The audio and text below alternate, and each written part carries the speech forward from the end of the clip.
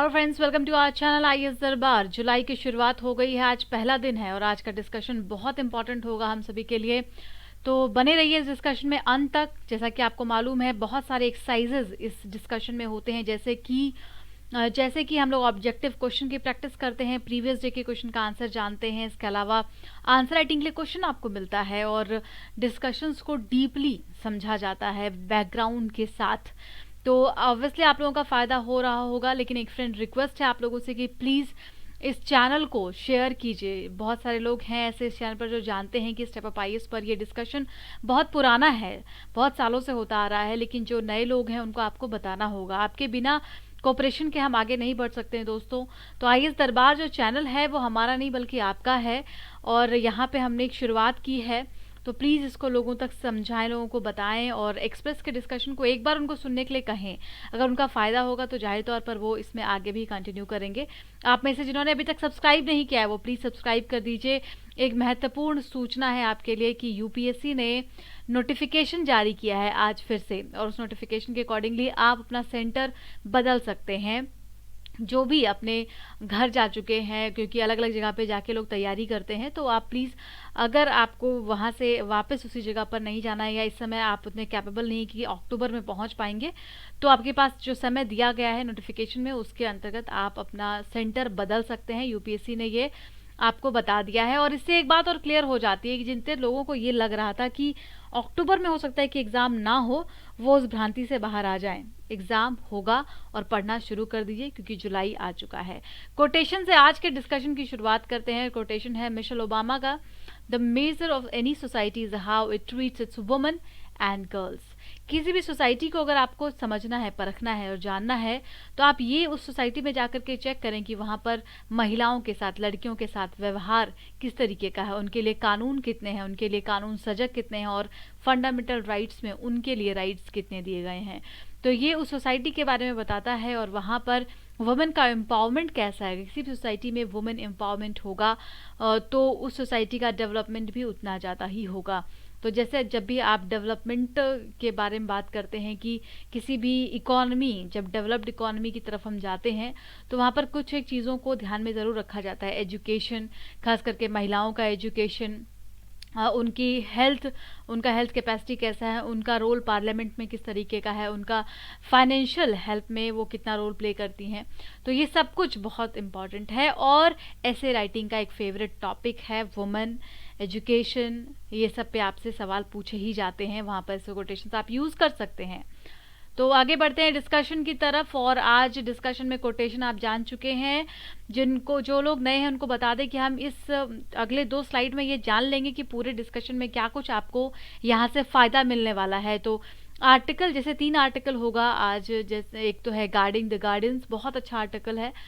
इसमें हम UN convention of torture के बारे में पढ़ेंगे। उसके साथ साथ भारत में जो केसेस हैं टॉर्चर से जुड़े हुए, बिकॉज कस्टोडियल डेथ लगातार बढ़ रहा है देश में, चाहे वो बिहार हो, वेस्ट बंगाल हो, तमिलनाडु हो, इन सारी जगह पर कस्टोडियल डेथ, यानी कि जब पुलिस किसी को शक के बिनाव पर भी पकड़ रही है किसी एक जुर्म में, केस में, तो कई जगह पर ये देखा गया है कि जब तक कि कोई भी केस, जब तक कि कोई भी जो एलिगेशन है वो प्रूफ नहीं होता है, तब तक उसको अपराधी नहीं माना जा सकता है जिनको भी पकड़ा जाता है। और उसको अगर इतना पीटा जाए कि वो डेथ की स्थिति में पहुंच जाए, तो ये एक तरीके से जो लॉ है उसको बताता है कि कितना कमज़ोर हमारा कानून है और उसको कितना सशक्त बनाने की ज़रूरत है। और यही चीज़ें अभी कस्टोडियल डेथ जिस तरीके से बढ़ रहे हैं वो बताता है। तो इसी सब टॉपिक्स को हम आगे डिस्कस करेंगे, कुछ बेसिक फैक्ट्स भी जानेंगे बैकग्राउंड में। फिर हम लोग को पता चलेगा आज रिफॉर्म्स के बारे में, उसमें हम रिफॉर्म देखेंगे। जीएसटी का जुलाई की शुरुआत हुई है, तो जीएसटी की बात तो होनी ही चाहिए। कुछ समय बीत गए, कुछ समय नहीं बल्कि 3 साल बीत गए, 2017 में इम्प्लीमेंट किया गया था जीएसटी को। और आज क्या स्थिति है, जीएसटी के इम्प्लीमेंटेशन ने देश की स्थिति को किस तरफ और कितना आगे पहुंचाया है, या इसके विपरीत कुछ रहा है, उसको हम जानेंगे आर्टिकल में, और उसके बैकग्राउंड को भी डिस्कस करेंगे। साथ में तीसरा हमारा आर्टिकल होगा, बहुत अच्छा आर्टिकल है, फॉरेक्स रिजर्व पर डिस्कस करेंगे। आपको आज पता चलेगा कि भारत की स्थिति क्या है, क्या भारत कमजोर स्थिति में है फॉरेक्स रिजर्व के मामले में, या इसमें कुछ बढ़ोतरी हुई है। तो पॉजिटिव न्यूज़ होगा, और उस पॉजिटिव न्यूज़ का क्या हमें अपॉर्चुनिटी हम उसका यूज़ कर पा रहे हैं अपॉर्चुनिटी के बेसिस पर या फिर हमें नुकसान हो रहा है। ये जानने के लिए आपको आर्टिकल को सुनना होगा, समझना होगा। मेंस के लिए क्वेश्चन दे दिए गए, हिंदी मीडियम इंग्लिश मीडियम दोनों के लिए, और ऑब्जेक्टिव क्वेश्चंस भी होंगे और साथ में न्यूज़ भी हम लोग डिस्कस करेंगे। तो ये सारे टॉपिक हैं आज के डिस्कशन में जो एक्स्ट्रा होगा, और इसके अलावा भी कई और टॉपिक हैं, सब कुछ यहाँ पर लिखा नहीं जा सकता। तो UN convention on torture, GST council, forex reserve, custodial death पर कुछ डाटा आपको मिलेंगे, फैक्ट्स मिलेंगे, एसडीआर के बारे में हम बात करेंगे, याद रखिएगा। और देखिए ये पहला आर्टिकल होगा गार्डियन द गार्डियंस, दूसरा आर्टिकल होगा putting reform to the test, और तीसरा आर्टिकल होगा अनरिलायबल इमरजेंसी फंड। अब चलते हैं न्यूज़ की तरफ। न्यूज़ हम लोग डिस्कस कर लेंगे, फिर आगे आर्टिकल की तरफ बढ़ेंगे। Poor hardest hit PM extends free nations until November. मुझे पूरा यकीन है कि आप सभी लोग कल 4 बजे बहुत ही तत्परता के साथ आपने अपना मोबाइल या टीवी ऑन किया होगा, क्योंकि प्रधानमंत्री जी आ रहे थे टीवी पर। तो जैसा कि आपको मालूम है, आपको ये याद रखना है कि प्रधानमंत्री गरीब कल्याण अन्न योजना, इसके तहत अभी भारत सरकार जो भी गरीब लोग हैं जिनके पास कि इस समय में पेंडेमिक के दौरान इतनी समस्याओं का सामना उनको करना पड़ा, उनके पास जॉब नहीं है, तो करीब 80 करोड़ पीपल को इसमें सहायता दी जा रही है इस योजना के माध्यम से, और उनको फ्री में गेहूं या चावल, इसके अलावा जो भी और बेसिक एमेनिटीज़ हैं, चना, ये सब दिया जाएगा। तो आपको क्या याद रखना है, स्कीम का नाम याद रखना है। अगर यूपीएससी एस्पिरेंट के हिसाब से आप पढ़ेंगे तो वहाँ पर आपको ये याद रखना है, गरीब कल्याण अन्न योजना, आगे प्रधानमंत्री भी लगा देंगे, ठीक है। PNGKAY काफ़ी इंपॉर्टेंट होगा, और इसको आगे बढ़ा करके नवंबर तक एक्सटेंड कर दिया गया है, क्योंकि त्योहार का समय है और त्योहार के समय में लोगों को परेशानी नहीं होनी चाहिए, इसलिए सरकार ने ये फैसला लिया है। हालांकि जो राज्य सरकार है वो भी अपने अपने स्तर पर ये काम कर रही है। उसी दौरान प्रधानमंत्री जी ने one nation one ration card का भी जिक्र किया था।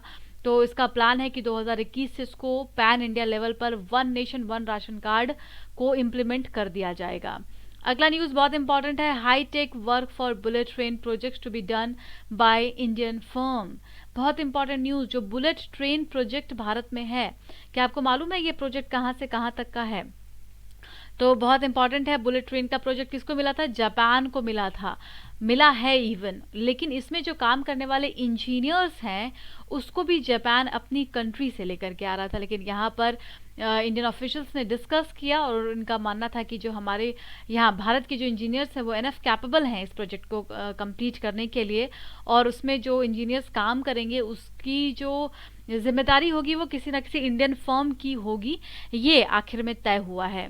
और इसके आधार पर ये जो प्रोजेक्ट है, इस प्रोजेक्ट में बाकी का सारा काम तो जापानीज फर्म के द्वारा ही देखा जाएगा, लेकिन जो यहाँ पे सर्विस डिलीवरी का है, इंजीनियर को प्रोवाइड करने का है, वो इंडियन फर्म के द्वारा देखा जाएगा। तो अब इस डिसीजन को कई और एस्पेक्ट से आप जोड़ सकते हैं, जैसे कि ये पहले तो ये कॉन्फिडेंस क्यों कैसे शो किया गया, तो चिनाब ब्रिज को कश्मीर में बनाया गया है, आपको याद होगा वर्ल्ड का टॉलेस्ट रेल ब्रिज है ये, और इसी ऐसे ऐसे प्रोजेक्ट्स को भारत के इंजीनियर्स ने कंप्लीट किया है। तो अल्टीमेटली जो बुलेट ट्रेन कॉरिडोर बनाया जा रहा है अहमदाबाद टू मुंबई, उसको भी इसमें अब बोला गया कि ऑब्वियसली भारत के जो इंजीनियर्स हैं उनको यूज़ किया है। तो आत्मनिर्भर भारत से आप इस पूरे न्यूज़ को जोड़ सकते हैं कि यहाँ पर इससे क्या होगा, जो भारत के स्किल्ड लेबर हैं और स्किल्ड पीपल हैं उनको जॉब मिलेगी, अनस्किल्ड्स को तो मिलेंगी ही साथ में, लेकिन अब इतना बड़ा स्टेप जो इंडियन फर्म को ये सारी जिम्मेदारी दी जाएगी,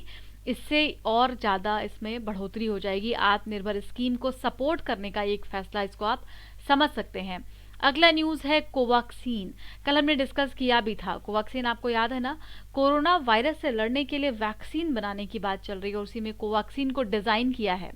कोविड-19 के लिए वैक्सीन है, तो याद रखना है किसने किसने उसको बनाया है, कैसे डेवलप हुआ, ट्रायल के लिए कब भेजा जाएगा, तो ये सारी बातें बहुत ज़्यादा इंपॉर्टेंट है।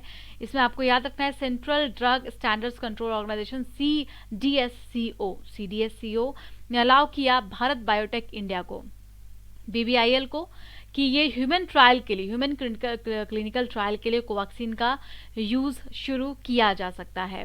तो कैसे डेवलप किया गया है इसको, कल आपको मैंने बताया था, national institute of virology NIV, ये शॉर्ट फॉर्म याद रखेंगे, इनका कोलैबोरेशन है भारत बायोटेक इंडिया के साथ, BBIL, तो BBIL प्लस NIV ने मिलकर के कोवैक्सीन को डेवलप किया है और बहुत इम्पॉर्टेंट कदम है ये। अगर हम इसमें सफल होते हैं तो जाहिर तौर पर हमारे लिए बहुत बड़ी सफलता होगी कोवैक्सीन के तौर पर। लेट अस सी क्या होता है, क्लिनिकल ट्रायल के बाद चीज़ें क्लियर हो पाएंगी। तो वायरस को किल करने में ये कैपेबल होगा once the vaccine injected into the human, as it has no potential to infect or replicate since it is a killed virus, and it has serves to the immune system dead virus and trigger antibody response toward it। तो जो virus होगा उसके खिलाफ antibody को trigger करने में ये जो वैक्सीन है वो मदद करेगी बॉडी को। तो देखते हैं किस तरीके से ये काम करती है। बाकी इसका जो बेसिक फैक्ट्स है उसको ज़रूर याद रख लीजिएगा। बाकी की सारी डिटेल यहाँ पर आगे दी हुई है, आप इसको डिटेल में पढ़ सकते हैं। तो आगे बढ़ते हैं और आज क्वेश्चन देख लेते हैं। आर्टिकल पर बेस्ड है ये क्वेश्चन, 3 सवाल आपको दिए गए हैं आंसर राइटिंग के लिए, और आज आपको PDF टेलीग्राम पर दे दिया जाएगा। जो लोग पेशेंटली सुनते हैं और देखते हैं वीडियो को उनको बता दें कि PDF भी टेलीग्राम चैनल पर दिया जाएगा, और टेलीग्राम पर IAS दरबार के नाम से चैनल है। पहले जो स्टेप अप IAS के नाम से टेलीग्राम चैनल था उसको IAS दरबार के नाम से कर दिया गया है। तो प्लीज़ उसको ज्वाइन कर लीजिएगा आप लोग। अगर आप में से कोई भी किसी ने भी उसको ज्वाइन नहीं किया होगा तो वहाँ से आप PDF ले सकते हैं, ठीक है। तो ये 3 सवाल है, हिंदी मीडियम में भी क्वेश्चन दिए गए हैं, इसको ज़रूर लिखिएगा। ऑब्जेक्टिव क्वेश्चन में पहला सवाल UN कन्वेंशन पर होगा, दूसरा सवाल GST काउंसिल पर होगा। ध्यान से पढ़ लीजिएगा बिकॉज क्वेश्चन आपको यहीं पे सॉल्व करना है। ये फोर्स में आया है 1987 में, इंडिया सिग्नेटरी है, क्या ये सही बात है? दूसरा GST काउंसिल पर है 3 स्टेटमेंट। उसके बाद जो अगला सवाल है वो SEO पर नहीं है बल्कि GST पर ही है, ध्यान दीजिएगा GST पर ही है, ठीक है। आगे बढ़ते हैं, अगला सवाल ये क्वेश्चन नहीं है, ये वाला क्वेश्चन तो पहले आपको आ गया था, तो इसको खैर अगर आप सॉल्व कर ले तो बड़ी अच्छी बात होगी, अदरवाइज इसको आप छोड़ सकते हैं। ये अगला सवाल है DK बसु जजमेंट पर, और ये किससे संबंधित है ये आपको बताना है कमेंट में, ठीक है। तो आइए शुरू करते हैं डिस्कशन को। इसके पहले ये जानकारी कोचिंग से जुड़ी हुई है। दोस्तों जिनको पर्सनल गाइडेंस की ज़रूरत हो, गाइडेंस प्रोग्राम में आना हो, क्लासेस ज्वाइन करनी हो ऑनलाइन, वो अप्रोच कर सकते हैं 8750069419 पर। गाइडेंस का एक बहुत अच्छा प्रोग्राम आपको दिया जाता है जिसमें आपकी मदद करते हैं एक मेंटर, और वो मेंटर आपके साथ होते हैं, आपको तैयारी में हर संभव ये प्रयास करते हैं कि आपकी जो भी कमी है उसको पूरी कर दी जाए। So let's start the discussion. पहला article guard in the gardens, और ये आ जाएगा आपका यहाँ पर, ये पेपर 3 बिल्कुल भी नहीं होगा, पेपर 2 में आ जाएगा ये, ठीक है। पॉलिटी वाले सेक्शन में ये इसको आप ऐड करेंगे सिलेबस में, ठीक है। तो लेट्स स्टार्ट बैकग्राउंड। बैकग्राउंड देखते हैं, एब्सेंस ऑफ स्ट्रॉन्ग लेजिस्लेशन। तो इसको समझना बहुत ज़रूरी है, कुछ डाटा फैक्ट आपको मिलेगा। 2016 का ये डाटा है जिसमें एक साल में 92 डेथ हो गए थे पुलिस की कस्टडी में। तो एक बहुत ही निराशाजनक ये फैक्ट है, और इसमें CRPC का सेक्शन 55A और 57 इससे संबंधित है, which place the duty of care of accused. जो एक्यूज्ड पर्सन है उसके केयर और ड्यूटी प्रोवाइड करता है CRPC का section 55A and 57। The production before a magistrate within 24 hour on the person having custody. तो जब भी किसी को पकड़ा जाता है पुलिस के द्वारा, अरेस्ट किया जाता है, तो उनको 24 घंटे के अंदर, अगर सैटरडे संडे नहीं है तो 24 घंटे के अंदर मजिस्ट्रेट के सामने प्रेजेंस करना होता है। यहाँ से एक लॉ आपको याद आ जाना चाहिए, एक रिट है, वो है habeas corpus to have the body, कि जो व्यक्ति है उनको आप मजिस्ट्रेट के सामने आपको लाना ही होगा। और यहाँ पर ये CRPC का कानून भी कहता है, और इस चीज़ को कहीं ना कहीं ब्रीच किया जा रहा है। लॉ की कमी है, बहुत ज़्यादा कमी है, बिकॉज भारत में अभी तक कोई एंटी टॉर्चर लेजिस्लेशन नहीं लाया गया है। हालांकि आपको बता दें UN कन्वेंशन जो है उसके हम सिग्नेटरी हैं, बट स्टिल भारत में इसके लिए कोई ऐसा कानून नहीं लाया गया है। बिल लाया गया था 2010 में, लेकिन फिर ये 15वीं लोकसभा में डिसॉल्व हुआ तो लैप्स हो गया बिल। उसके बाद ये बिल भी नहीं आया, और इस पर कानून अब तक बन नहीं पाया है। तो एनसीआरबी जो है, national crime record bureau, which is mandate to record all the crimes taking place in the country, two does not document the cases of custodial torture. तो एनसीआरबी जिसके पास पूरा सारा क्राइम का रिकॉर्ड होता है, उसमें कस्टोडियल टॉर्चर को शामिल नहीं किया गया है, और ये बहुत ज़्यादा दुखद है कि अननोटिस्ड है जो इतना बड़ा केस है।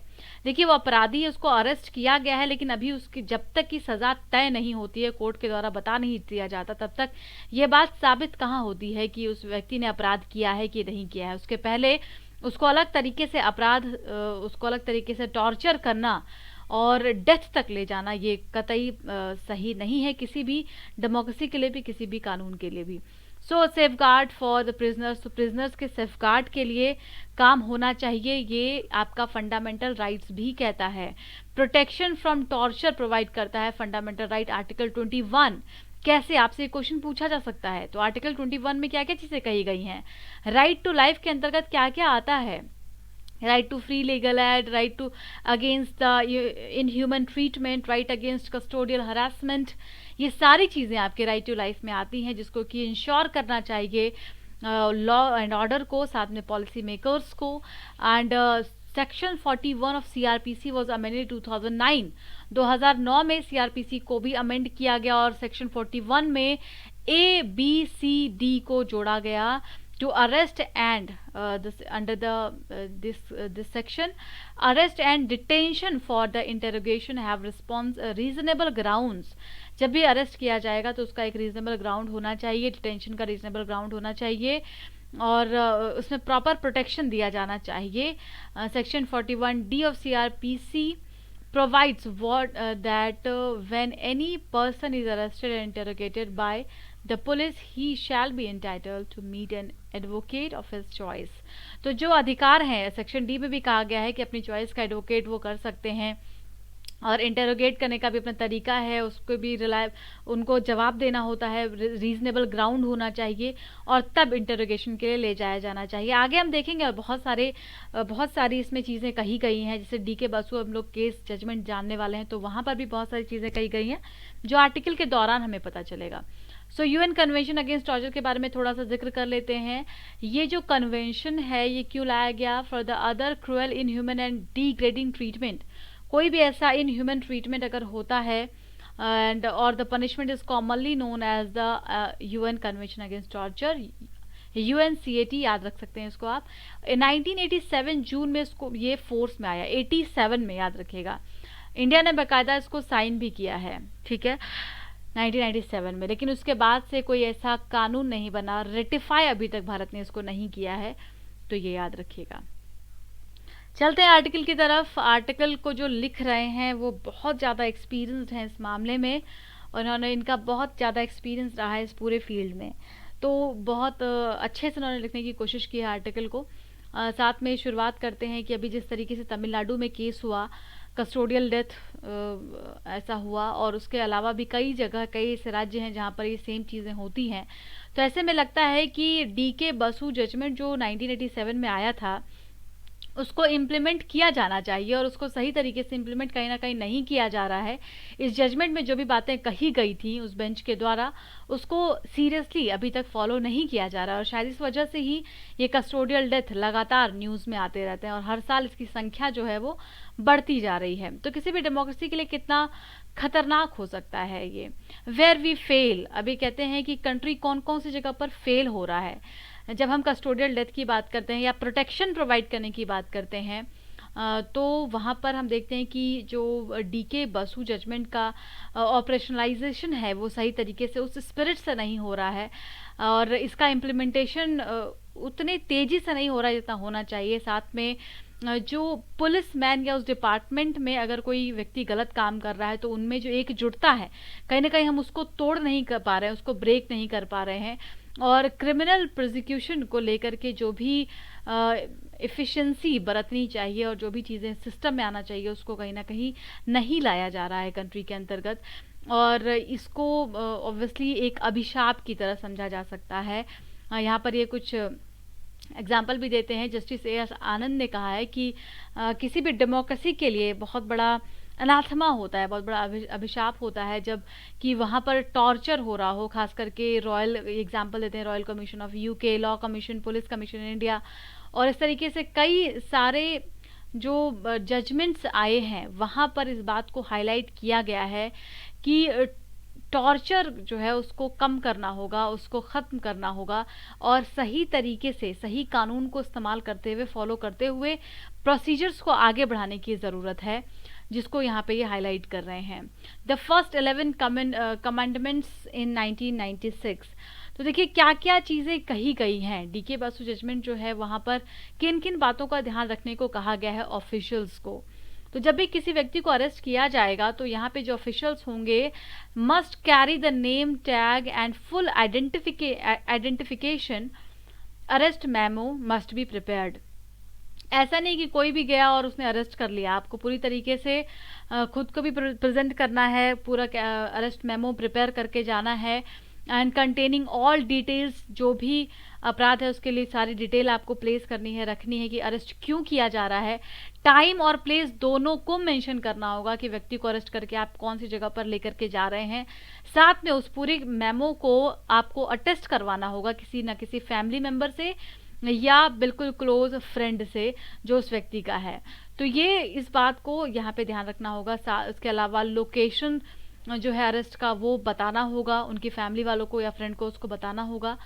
अरेस्टी जो है जिनको कि अरेस्ट किया जा रहा है उनको सारे कानून के बारे में बताना होगा आपको। डीके बासु जजमेंट के जो राइट्स दिए गए हैं अरेस्टीज को, उनको आपको इंश्योर करना होगा कि आपके पास ये सारे अधिकार हैं, और उनको कहाँ रखा जा रहा है, मेडिकल एग्जामिनेशन प्रॉपर हो रहा है कि नहीं हो रहा है, इन सारी चीज़ों की जानकारी उस व्यक्ति को देनी होगी। ये सारा क्राइटेरिया फिक्स किया गया कि ऐसा होना चाहिए, बट एक्चुअली में कहीं ना कहीं इसका जो इम्प्लीमेंटेशन है वो सही तरीके से नहीं हो रहा है। इस वजह से आज हमें ये केसेस देखने को मिल रहे हैं। तो कोई भी जब आप कानून लेकर के आते हैं और कोई भी प्रिंसिपल आप अप्लाई करते हैं, right without the remedy are the illusionary. तो कोई भी आप जब राइट्स देते हैं उसमें आपको उसका एक रेमेडी भी कि अगर कोई व्यक्ति इस कानून को नहीं मानता है तो क्या किया जाएगा। जैसे अभी कस्टोडियल डेथ हुआ तो सस्पेंड कर दिया गया पुलिस वालों को वहाँ से उस अब, लेकिन इसके आगे का जो प्रोसीजर है बहुत ही स्ट्रांग होना चाहिए, इसमें प्रॉपर जांच होनी चाहिए, छानबीन होना चाहिए, और जो मैक्सिमम जो अपराधी हैं जिस तरीके का लॉ को ब्रेक कर रहे हैं उनको भी सज़ा देनी चाहिए। तो जब तक कि हम पूरा एक रेमेडी नहीं तैयार करेंगे तब तक इम्प्लीमेंटेशन कैसे हो पाएगा किसी भी ऐसे कानून का। अब ये आते हैं कि जो स्टेट या यूनियन टेरिटरीज़ हैं वहाँ पर किस तरीके से फोर्स में है या किस तरीके से इम्प्लीमेंटेशन होता है ऐसे कानूनों का बाकी राज्यों में या अदर यूनियन टेरिटरीज़ में, उनका भी ये जिक्र करते हैं। एंड 2015 में बताते हैं कि सुप्रीम कोर्ट ने कई बार इस पर जजमेंट दिया हुआ है, कई बार इन केसेस को उठाया भी गया है सुप्रीम कोर्ट में, और लगातार यही कहा जाता है कि एक स्पेशल सब कमेटी बनाई जानी चाहिए जो मॉनिटर करे पूरे केस को, और वो सुप्रीम कोर्ट को जाहिर तौर पर असिस्ट करता हो। साथ ही जहाँ पर SHRC नहीं है, नेशनल ह्यूमन राइट कमीशन का काम होता है ना कि वो ऐसे किसी भी व्यक्ति के जो जिनका कि राइट्स हैम्पर हो रहा है उसके खिलाफ आवाज़ उठा सके। तो स्टेट में भी ऐसा ह्यूमन राइट कमीशन होता है। मान लीजिए अगर किसी स्टेट में ह्यूमन राइट कमीशन नहीं है तो वहाँ पर वहाँ के जो chief justice of high court हैं उनको जिम्मेदारी देनी होगी मॉनिटरिंग की, एडमिनिस्ट्रेशन की, कि वहाँ पर ऐसे CRPC के कानूनों का सही तरीके से पालन हो रहा है या नहीं, या फिर उसको मिसट्रीट किया जा रहा है। तो इसकी जिम्मेदारी वहाँ पर हाई कोर्ट के पास होनी चाहिए। Now the third and the last phase ended in 2015, और इसमें CJI TS ठाकुर ने भी अपने कुछ बातों को रखा है कि कैसे इसको डील करना चाहिए, and stern direction were given to set up the SHRC को इस्टेब्लिश किया जाना चाहिए जहाँ पर नहीं है, और जो वैकेंसीज हैं उनको फिल किया जाना चाहिए, क्योंकि ह्यूमन राइट्स को प्रोटेक्ट करने के लिए जो इंस्टीट्यूशंस हैं आपको उसको एम्पावर करना होगा, उसको ऑपरेशनलाइज करना होगा। जब तक ऐसा नहीं होगा तब तक जो अदर इंस्टीट्यूशंस हैं वो उसका फ़ायदा उठाते रहेंगे। All prisons had to have CCTV within 1 year. तो हालांकि 1 साल के अंतर्गत सब जगह पर CCTV कैमरा लगवाया भी गया था, और उसके बाद बहुत सारी केसेस भी हमारे सामने आए थे। अभी जैसे तिहाड़ जेल का एक के बाद एक केस आपको सुनने को मिलता है। तो सीसीटीवी का आज एक्चुअली में बहुत बड़ा रोल है, और आगे फिर अंत में यही कहते हैं कि डी के बासु जजमेंट जो है उसका पूरी तरीके से इम्प्लीमेंटेशन और मॉनिटरिंग बहुत ज़्यादा ज़रूरी है। लेकिन इनका मानना है कि इसका इम्प्लीमेंटेशन अब कब हो सकता है या सुपरविजन किस तरीके से होगा, इसमें लगता है कि कुछ साल और लगेंगे। तो थोड़ा सा ये क्रिटिसाइज भी कर रहे हैं गवर्नमेंट को। आगे बढ़ते हैं, अगला आर्टिकल हम जीएसटी पर डिस्कस करने वाले हैं, और इसको आप पॉलिटी से एसोसिएट कर देंगे, इकोनॉमी में भी आ जाएगा, ये दोनों जगह पर आ जाएगा। बैकग्राउंड जान लेते हैं। जीएसटी को लाया जाता है भारत में एक बहुत बड़ा इकोनॉमिक रिफॉर्म, आप इसको समझ सकते हैं। ये एक डेस्टिनेशन बेस्ड टैक्सेशन सिस्टम है। 101 कॉन्स्टिट्यूशनल अमेंडमेंट एक्ट, याद रखिएगा जो एक्ट है सीएए कौन सा है, ये 101 है। वन नेशन वन टैक्स पर आधारित है GST, single tax on supply of goods and services in its entire product cycle और लाइफ साइकिल। तो बहुत सारी प्रॉब्लम्स थी इसके पहले के टैक्सेशन सिस्टम में, काफ़ी कैस्केडिंग इफेक्ट है, उसको ख़त्म करने के लिए जीएसटी को लाया गया। और इसमें कौन कौन से टैक्स को मर्ज किया गया है ये भी आपको याद रखना है। जीएसटी की सारी प्रक्रिया को कैसे सॉल्व करना है, स्लैब्स को कैसे बदलना है, इन सारी चीज़ों के लिए जीएसटी काउंसिल बनाया गया। और इसमें कौन कौन से टैक्स मर्ज हैं, तो जब हम स्टेट लेवल की बात करते हैं उसमें स्टेट वैल्यू एडेड टैक्स, इसके अलावा एंटरटेनमेंट टैक्स, ऑक्टोरियो या एंट्री टैक्स, परचेज टैक्स, ये सब याद कर लीजिएगा, क्वेश्चन हो सकता है पूछ लिया जाए। सेंट्रल लेवल पर आप बात करेंगे तो ये सारे टैक्स इसको की जीएसटी में मिलाया गया है। जीएसटी काउंसिल की बात करते हैं, अकॉर्डिंग टू फाइनेंस मिनिस्टर ये फर्स्ट फेडरल इंस्टीट्यूशन है भारत में, और टैक्सेशन से जुड़े हुए जो भी चीज़ें हैं उस पर डिसीजन लेता है। स्लैब्स को बदलना, ये सारी जो जिम्मेदारी है वो जीएसटी काउंसिल की है। इसमें 929 स्टेट टोटल और दिल्ली एंड पौडुचेरी कंसिस्ट होते हैं जीएसटी काउंसिल में।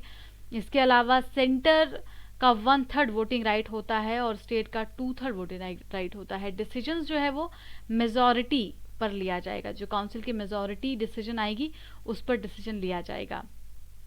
तो इसीलिए फेडरल इंस्टीट्यूशन बोल रहे हैं यहाँ पर, क्योंकि जीएसटी काउंसिल को या जीएसटी को अभी तक ये माना जा रहा है कि ये फेडरल फॉर्म का एक कैरेक्टर है, जहाँ पर स्टेट और जो सेंटर है उन दोनों के पास समान अधिकार दिए गए हैं। तो मेन आर्टिकल पर चलते हैं, क्या कहा गया है। आर्टिकल को सबसे पहले जानिए लिखा किसके द्वारा जा रहा है। सुशील मोदी जी इसको लिख रहे हैं, जो डिप्टी चीफ मिनिस्टर हैं अभी बिहार में, और ये बैलेंस व्यू में अपना आर्टिकल लिखते हैं। इनका कहना है कि चौथे साल में एंटर कर चुका है जीएसटी, लेकिन इसके जो चैलेंजेस हैं वो लगातार बढ़ते जा रहे हैं। इसकी डिज़ाइनिंग स्ट्रक्चर का जो चैलेंज है वो काफ़ी ज़्यादा है। अभी ग्लोबल इकोनॉमी जो है वो ऑब्वियसली काफ़ी हवॉक सिचुएशन में है, और उसमें इंडिया भी अलग नहीं है।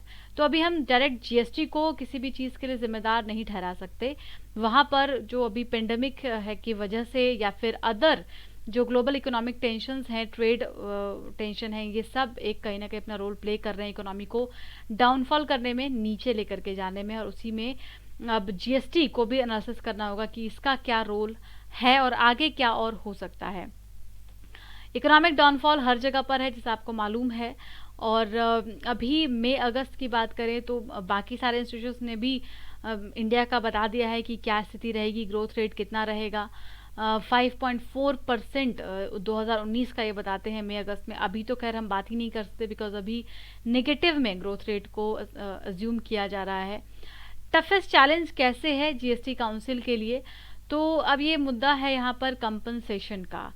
तो ये शुरुआत में कहा गया था कि जिन राज्यों को अपना रेवेन्यू नहीं मिल पाएगा और उनको फिर कंपनसेट किया जाएगा, और कंपनसेशन सेस उसके लिए लगाया गया था, और इसके माध्यम से कंपनसेशन जो है वो उस राज्य को दिया जाएगा जहाँ पर रेवेन्यू कम आ रही है।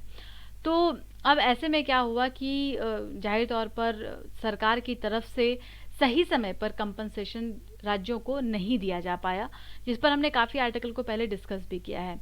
तो इनका मानना है कि एक रिफॉर्म यहाँ भी लाने की ज़रूरत है गवर्नमेंट को, कि कैसे वो सही समय पर कंपनसेशन प्रोवाइड करें राज्यों को। साथ में जो रेट रैशनलाइजेशन है, या फिर the measures to improve the compliances and compliance verification have all been held back with the further dented revenue prospects. तो आगे रेवेन्यू को हम कैसे बढ़ा सकते हैं, ये एक बहुत बड़ा चैलेंज है, क्योंकि पेंडेमिक की वजह से सब कुछ बंद रहा और बंद रहने की वजह से अभी टैक्सेशन सिस्टम पर या टैक्स पर हम बहुत ज़्यादा उम्मीद नहीं लगा सकते कि कितना टैक्स सरकार के पास आएगा। एक तरफ तो ह्यूज डेफिसिट है कंपनसेशन अमाउंट अकाउंट में, और ये बहुत बड़ा चैलेंज है गवर्नमेंट के पास कि वो कैसे मैनेज करती है। देखिए, CAGR फॉर्मूला जो होता है, इसके तहत किसी भी राज्य का या सेंटर का पूरा डाटा चेक किया जाता है। जो इन्वेस्टर्स होते हैं उनको बताया जाता है कि रिकॉर्ड कैसा है। तो CAGR फॉर्मूला के तहत 14% तक कहा जाता है कि जो राज्य है वो लोन वगैरह ले सकते हैं, बोरो कर सकते हैं। अब ये राइटर ये कह रहे हैं कि सुशील मोदी साहब कह रहे हैं कि अब जब वो कंपनसेशन अमाउंट मिलेगा भी राज्यों को, तो क्या वो बोरोइंग को पूरा करने में लगा देंगे?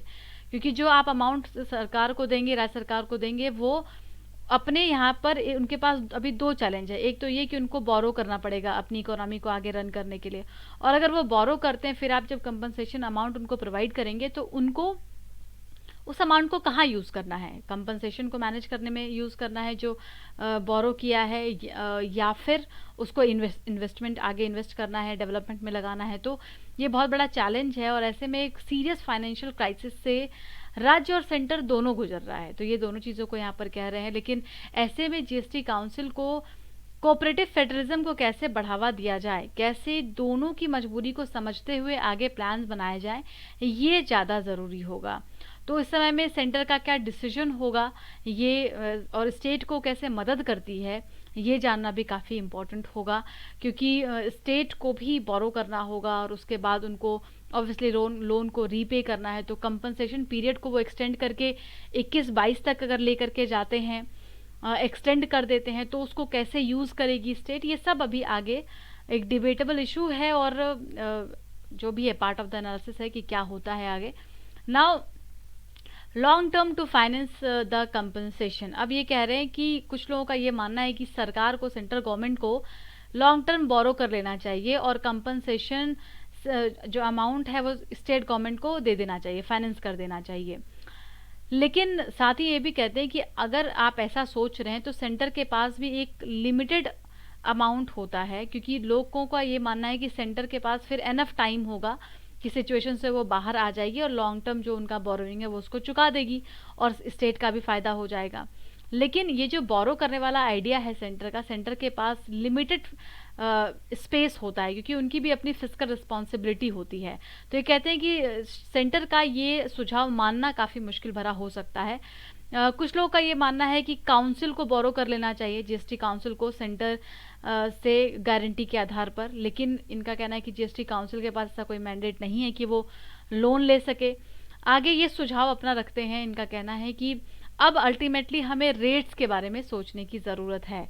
हालांकि ये भी काफ़ी रिस्की है कि ऐसे समय में जब लॉकडाउन है तो हम रेट्स को काफ़ी कम करें, ये हो सकता है कि अपने आप में बहुत टफ हो। लेकिन अल्टीमेटली एक ही ऑप्शन बचता है कि हमें रेट को रिवाइज कर देना चाहिए, और यहाँ पे GST काउंसिल को एक अलग स्टेप लेने की ज़रूरत है, जिससे कि स्टेट का भी फ़ायदा हो और सेंटर का भी फ़ायदा हो। तो एक तरीके से रीअरेंज किया जाना चाहिए पूरा GST रेट स्ट्रक्चर को।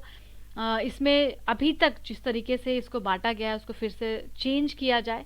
SGST और CGST, इसके अलावा जो कॉम्बिनेशन में होता है, इन सभी टैक्स को दोबारा से रिव्यू किया जाना चाहिए। आगे बढ़ते हैं, अगला आर्टिकल है an unreliable emergency fund. GS paper 3 economy में इसको एसोसिएट करेंगे। बैकग्राउंड में फॉरेक्स रिजर्व के बारे में जानते हैं। फॉरेक्स रिजर्व क्या होता है?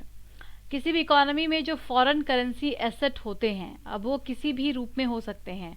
गोल्ड के रिजर्व के आधार पर हो सकता है, SDR हो सकता है, रिजर्व ट्रेंच हो सकता है जो IMF में है।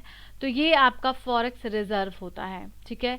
अब SDR के बारे में आप जानते भी होंगे, बट थोड़ा और फिर से जान लीजिए। इंटरनेशनल रिजर्व एसेट होता है जिसको IMF में 1969 में बनाया गया, और इसमें कलेक्शन ऑफ करेंसीज होते हैं। SDR अपने आप में कोई करेंसी नहीं होती, बल्कि इसमें कलेक्शन ऑफ करेंसी होता है। जो अलग अलग देश हैं, 5 ऐसे देश हैं, यानी 5 करेंसीज को SDR में रखा जाता है। Dollar, euro, renminbi, Japanese yen और पाउंड, ये सब इसके अंतर्गत आता है, और ये मिल करके SDR क्रिएट होता है, ठीक है।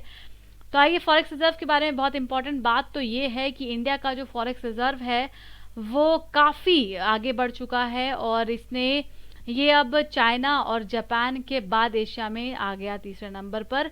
तो फॉरेक्स रिजर्व तेजी से भारत का बढ़ रहा है, तो ये तो अच्छी बात हुई, क्योंकि अभी जब इतनी क्राइसिस की सिचुएशन में अगर फॉरेक्स रिजर्व किसी देश में हो तो वो तो बिल्कुल पॉजिटिव पॉइंट है। वो देश को सशक्त बनाएगा, इकोनॉमिक स्टिमुलस प्रोवाइड करेगा और ऑब्वियसली एक मजबूती देगा इंटरनेशनल फोरम पर।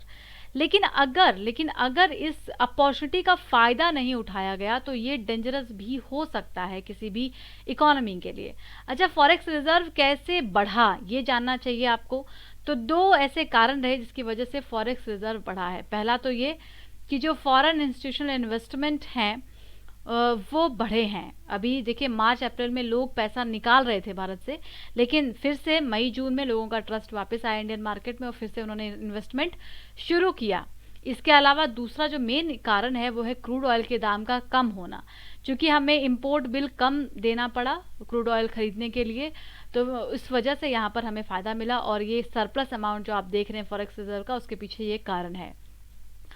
अब देखिए, अब आगे आर्टिकल में कहते हैं कि इकोनॉमिस्ट ये बताते हैं कि सफिशिएंट फॉरेस्ट रिजर्व कितना होता है। मतलब किसी भी देश के पास अगर इतना रिजर्व है एज पर द आरबीआई कि वो 6 महीने तक किसी भी कंट्री का इंपोर्ट चल सके उसकी फॉरेक्स रिजर्व पर, तो वो सफिशिएंट होता है उस देश के लिए। आरबीआई के हिसाब से 2019 का जो डाटा है, दिसंबर का ये डाटा है कि 10 मंथ का फॉरेक्स रिजर्व आरबीआई के पास था 19 में, और अभी की बात करें तो ये 12 मंथ्स पर चला गया है। तो अभी हम लोग सरप्लस की कंडीशन में हैं कि 6 महीने नहीं बल्कि 12 महीने तक का सरप्लस जो फॉरेक्स रिजर्व है वो भारत में मौजूद है। सफिशिएंट क्रेडिट लाइन ये प्रोवाइड करता है, ठीक है। Now the understandable for oil rich countries. अब इनका कहना है राइटर का कि जो ऑयल रिच कंट्रीज हैं उनको अपनी इकोनॉमी को बैलेंस करने के लिए उनके पास हाई फॉरेक्स रिजर्व होना चाहिए या मेंटेन करना होगा। ये तो सही बात है, क्योंकि अगर वो हाई फॉरेक्स रिजर्व को मेंटेन नहीं करेंगे तो इनकी इकोनॉमी डीरेल हो सकती है। लेकिन ऐसी कोई कंडीशन भारत में नहीं है, जो ऑयल रिच कंट्रीज नहीं है उनके साथ ऐसी कोई कंडीशन नहीं होती है। तो उनको अपना जो हाई फॉरेक्स रिजर्व है उसको आगे इंफ्रास्ट्रक्चर प्रोजेक्ट्स और अपॉर्चुनिटीज़ में लगाने की ज़रूरत है। अगर वो मेगा इंफ्रास्ट्रक्चर प्रोजेक्ट में इन्वेस्टमेंट नहीं करते हैं तो इससे वो अपनी अपॉर्चुनिटी को खो रहे हैं, ये सीधे तौर पर समझ में आता है।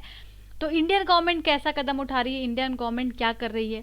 तो इंडियन गवर्नमेंट का यहाँ पर क्या थॉट हो सकता है। पहला थॉट तो इनका ये हो सकता है कि वो इसको कंटीजेंसी फंड की तरह इस्तेमाल करे, ठीक है, प्लान बी की तरह इस्तेमाल करे कि भाई अगर कोई ऐसा सिचुएशन आ गया, स्ट्रेटेजिक डिसइन्वेस्टमेंट प्लान फेल हो गया, तो फिर हम वहाँ पर फॉरेक्स रिजर्व का यूज़ करेंगे। तीसरा हो सकता है कि forex reserve are also likely to weigh for India now to maintain a global rating. अब ऑब्वियसली ग्लोबल रेटिंग को बढ़ाएगा अगर फॉरेक्स रिजर्व ज़्यादा है तो ये कारण अभी इंडियन गवर्नमेंट इस हिसाब से सोच रही है कि फॉरेक्स रिजर्व को बढ़ाए रखना कितना ज़रूरी है। लेकिन वहीं दूसरी तरफ ये जो हम अगर इसका फंडामेंटल यूज़ नहीं करते हैं, इंफ्रास्ट्रक्चर वगैरह में इन्वेस्टमेंट नहीं करते हैं, तो इससे क्या होगा कि फॉरेन एक्सचेंज जो बढ़ रहा है ये हमारी जो इंडियन रूपी है उसकी स्टेबिलिटी को ख़राब करेगा, उसको इनस्टेबल करेगा। आज ये हालत है कि एशिया में वर्स्ट करेंसी में है INR। तो यहाँ पर इस बात को भी सरकार को समझना होगा। इस तरीके से 71-77 रुपीज़ तक पहुँच चुका है जो भारत की करेंसी है अगेंस्ट द डॉलर। तो इसकी स्टेबिलिटी को भी ध्यान में रखना होगा कि जब हम आत्मनिर्भर भारत की बात कर रहे हैं, सेल्फ सफिशिएंसी की बात कर रहे हैं, सेल्फ सफिशिएंट होने की बात कर रहे हैं, तो ऐसे में बहुत ज़रूरी है कि हम अपनी रुपी को स्टेबल करें। उसको इस बात का भी हमें ध्यान रखना होगा। कंक्लूजन में कहा जा रहा है कि फॉरेन रिजर्व पर, फॉरेन फंड पर ओवर रिलायंस भी ठीक नहीं है किसी भी देश के लिए। क्योंकि क्या होगा, अगर पैसे को तेजी से निकाल लिया गया उस कंट्री से तो फिर कंट्री की स्थिति जो है वो ख़राब हो सकती है, जैसा कि मार्च में हुआ था। जैसे ही पेंडेमिक हुआ और लॉकडाउन लगाया गया तो एक पैनिक सिचुएशन क्रिएट हो गई और कोविड पैनिक की वजह से 65,000 करोड़ रुपीस को निकाल दिया गया FIIs के माध्यम से। तो इसीलिए जो फॉरेन एक्सचेंज रिजर्व है ये किसी भी देश को मजबूती तो देता है, लेकिन ऑन द अदर हैंड बहुत वल्नरेबल भी बनाता है। तो इस बात से गवर्नमेंट को अवेयर होना चाहिए और इसको यूज़ करना चाहिए कि इमरजेंसी फंड की तरह इसको इन्वेस्टमेंट में लगाना चाहिए। जो इसके फंडामेंटल यूज़ हैं वहाँ पर इसको इस्तेमाल करना चाहिए। कल आपको क्वेश्चन दिया गया था कोलोंगचू प्रोजेक्ट कहाँ का है, भूटान का है। भारत भूटान के बीच में ये प्रोजेक्ट स्टैब्लिश किया गया है। दूसरा सवाल इंटरपोल पर है, इसके दोनों स्टेटमेंट बिल्कुल सही हैं, इसका आंसर सी होगा। और तीसरा सवाल EIA पर पूछा गया था, तो यहाँ पर भी कौन किनको एग्जेम्प्ट किया गया है, तो दोनों स्टेटमेंट बिल्कुल ठीक हैं, सी आंसर होगा। अगला सवाल बेगूसराय ब्रिज प्रोजेक्ट पर था, आंसर क्या होगा, डी बिहार। तो आज के लिए इतना ही, थैंक यू सो मच। आज के लिए इतना, कीप स्टडिंग। सब्सक्राइब करें, शेयर करें, लाइक ज़रूर करें अगर आपको पसंद आया हो तो। Thank you, thanks lot.